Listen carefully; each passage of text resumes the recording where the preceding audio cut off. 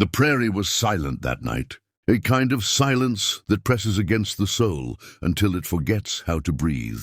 The soldier sat near the dying fire, its orange glow shivering across his scarred face, while the Apache woman, bound at the wrists, stared into the darkness, like she could see ghosts walking between the distant sagebrush. He had captured her at sundown after a short fight near the canyon ridge, but the moment he saw her eyes, wild, sharp, and yet unbearably sad, he knew she wasn't a prize of war. She was something the earth itself had shaped to haunt men like him. The wind dragged through the tall grass, whispering things only they could hear, and for the first time in years, he felt the tremble of something human beneath his hardened chest. He hadn't spoken much since the war ended. Words had turned to gravel in his throat, and kindness felt like a language forgotten.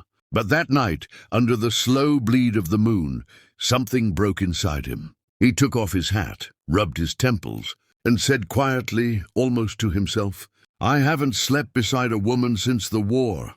The words fell heavy, and she turned her head toward him, not with fear, but with a gaze that carried its own kind of battle. He expected her to spit or curse, but instead she said in a calm, tired voice, "And what did the war take from you that made you fear peace?" The question struck him harder than any bullet. He stared at her, the firelight catching the old blood on his sleeve, the tremor in his hands betraying how long it had been since he'd felt warmth that wasn't from fire or fury. He remembered nights filled with gunfire, the screams of dying men, and the faces of those he buried without names. He remembered a woman once, her laugh soft as rain, but he'd left her waiting, near the tracks when the bugle called him away. He never came back for her, and when he finally did, the graveyard had swallowed her name too. The Apache woman's presence tore through the years of silence like thunder rolling across the valley. She was his captive by order, yet her eyes made him feel like the one imprisoned. The fire crackled low, and his voice trembled as he tried to speak again. But the words refused to come. Instead, she shifted closer, her wrists still bound, and asked, "You think the dead sleep any better than we do?" He almost smiled at her defiance. "No," he said. "But maybe they dream of what we've forgotten." The night grew colder.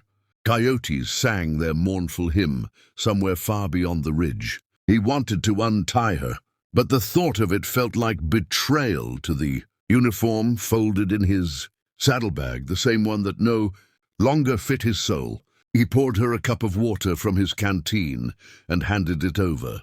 She took it without thanks, her fingers brushing his for a second longer than she needed to. That single touch sent a crack of memory through his heart, of warmth, of life, of something long buried beneath the ash of duty. He turned away and stared at the sky where clouds drifted like ghosts searching for their bodies. For a moment, he wondered if God still listened to men who'd killed too much to pray. He wanted to ask her name, but he was afraid to know it, afraid that knowing would make her real. And real things had a way of leaving scars deeper than bullets. The fire sputtered again, a last burst of light before surrendering to the dark. He felt her eyes still on him, curious, unafraid, and heavy with secrets he couldn't name. "You don't have to keep me," she said quietly. "If it's your guilt that holds me here." He didn't answer. He just looked into the dark, where the wind moved the grass like waves, and said, "It's not guilt that keeps you here. It's that I don't know what to do with peace." She said nothing after that, and neither did he. They sat there, two souls born from war and silence, each pretending they weren't breaking under the same weight. When dawn finally crept over the horizon, painting the world in pale gold, he stood and untied her hands. Her wrists were marked, but she didn't flinch. "Run if you want," he muttered. "But I reckon you won't get far before the soldiers find you again." She looked up at him, her face calm and unreadable. "Then you better hope they don't," she said.